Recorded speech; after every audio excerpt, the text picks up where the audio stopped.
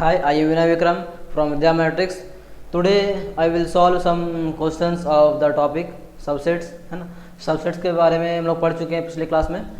तो एक क्वेश्चन दिया हुआ है, जैसे a इक्वल्स टू ये a का एलिमेंट दिया हुआ है सारा, ठीक है, और ये कुछ स्टेटमेंट दिए हुए हैं। तो हम लोग को ये बताना है कि इसमें कौन सा स्टेटमेंट करेक्ट है और कौन सा इनकरेक्ट है।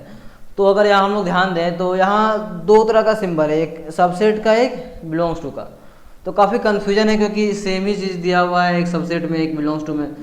तो इसको कैसे हम लोग प्रोसीड करेंगे वो पहले देख लेते हैं। इसके पहले हम लोग ये जानते हैं, ये जो दो सिंबल दिया हुआ है, एक सबसेट का सिंबल दिया हुआ है, एक बिलोंग्स टू का, ठीक है। तो दोनों में क्या डिफरेंस है देखते हैं हम लोग, दोनों को कहाँ कहाँ यूज़ करते हैं और कहाँ यूज़ नहीं करते हैं, ठीक है। तो जो सबसेट का सिंबल है ये कब यूज़ करते हैं, जब किसी सेट ए है दिया हुआ, किसी सेट ए के सबसेट के बारे में अगर हम लोग बात करें, है ना, तो यहाँ भी कोई सेट होगा, यहाँ भी कोई सेट होगा, ठीक है, और ये सेट इसका सबसेट होगा, तब इसको यूज़ करेंगे हम लोग, सही है। सबसेट से मतलब क्या है, इस सेट का सब एलिमेंट इसमें होना चाहिए, क्लियर है। देन आता है बिलोंग्स टू का साइन, तो इसमें भी इस साइड कोई सेट होगा, ठीक है, और इस साइड एलिमेंट होगा, किसका, एलिमेंट ऑफ ए। सेट ए के एलिमेंट यहाँ पर होंगे तब हम लोग बिलोंग्स टू यूज़ करेंगे, ठीक है। तो यहाँ दिक्कत ये है कि सेट के अंदर एक सेट दिया हुआ है, तो इसको करने के लिए हम लोग पहले सिंप्लीफाई कर लेते हैं। मान लेते हैं ये जो सेट दिया हुआ है 1 2 3 4 इसका एलिमेंट नहीं है, इसका जो सेट है सो इसका एलिमेंट है, ठीक है। तो ये कन्फ्यूजन ना हो तो इसको हम लोग मान लेते हैं कोई दूसरा सेट, मान लेते हैं कुछ b इक्वल टू 3 4, ठीक है। अब देख सकते हैं हम लोग a का एलिमेंट क्या क्या है, 1 है, 2 है, देन b है, देन 5, ठीक है। तो अब थोड़ा सही लग रहा है देखने में, है ना। 1 2 b एंड 5 इसका एलिमेंट है। हम लोग चेक करते हैं जो स्टेटमेंट्स दिए हुए हैं इसमें कौन सा करेक्ट है कौन सा इनकरेक्ट है। तो फर्स्ट में अगर देखें तो ये क्या है, ये b है ना। तो देखते हैं b is a subset of a, ये लिखा हुआ है, ये क्या लिखा हुआ, b सबसेट ऑफ a। तो b सेट a का एलिमेंट है, सबसेट नहीं है, b सेट a का एलिमेंट है, तो क्या होगा, बिलोंग्स टू। यहाँ तो ये गलत हो गया, ये नहीं होना चाहिए। यहाँ क्या लिखा हुआ है, b बिलोंग्स टू a, मतलब b सेट a का एलिमेंट है, b सेट a का एलिमेंट है, तो ये करेक्ट है, ठीक है।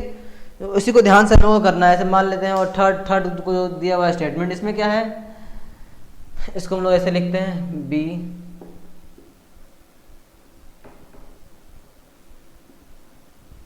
ठीक है।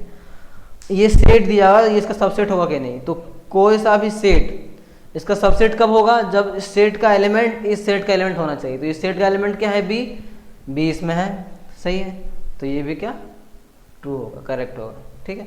देन आते हैं फोर्थ में क्या है, 1 बिलोंग्स टू a, 1 a का एलिमेंट है, सही है, ये भी करेक्ट हो गया। देन 1 a का सबसेट है, नहीं, सबसेट होने के लिए यहाँ कोई सेट होना चाहिए, यहाँ सेट, ये सेट तो नहीं है, तो एलिमेंट है, तो ये भी रॉन्ग, ठीक।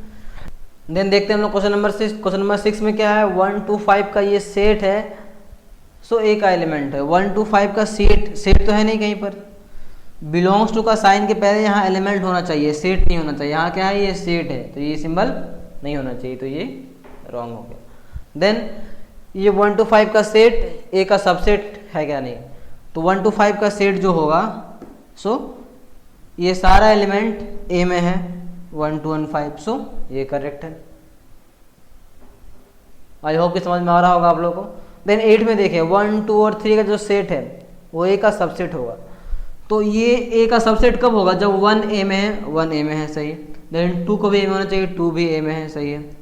देन 3 a में होना चाहिए, 3 इसका एलिमेंट नहीं है, इसका एलिमेंट ये b सेट है जिसके अंदर 3 है, बट 3 इसका एलिमेंट नहीं है, सो ये इसका सबसेट नहीं होगा, ठीक है। देन 5 क्या है, एक एम्प्टी सेट है, तो बिलोंग्स टू के पहले यहाँ सेट नहीं होता है ना, तो 5 इसमें कहीं नहीं है, तो बिलोंग्स टू गलत हो गया, ये नहीं होना चाहिए। और 5 सबसेट, a का सबसेट है 5, सही है, 5 हर सेट का सबसेट होता है। तो क्या क्या सही हुआ देख सकते हैं हम लोग, 2 करेक्ट होगा, देन 3 करेक्ट होगा, देन 4 करेक्ट होगा, देन 7th करेक्ट होगा, देन 10th करेक्ट होगा, ठीक है। These are the correct statements. So हम लोग को बस ये ध्यान रखना है कि इस दोनों सिंबल को कहाँ कहाँ यूज़ करते हैं, ये काफ़ी इंपॉर्टेंट है, इसमें आप लोगों को कन्फ्यूज़ नहीं होना है, क्योंकि ये हल्का सा मिस्टेक के कारण काफ़ी क्वेश्चन आपका गलत हो सकता है, ठीक है। तो आई होप कि आप लोग क्लियर हो गया होगा, ठीक है। Then for today this is enough, okay, will meet in next part.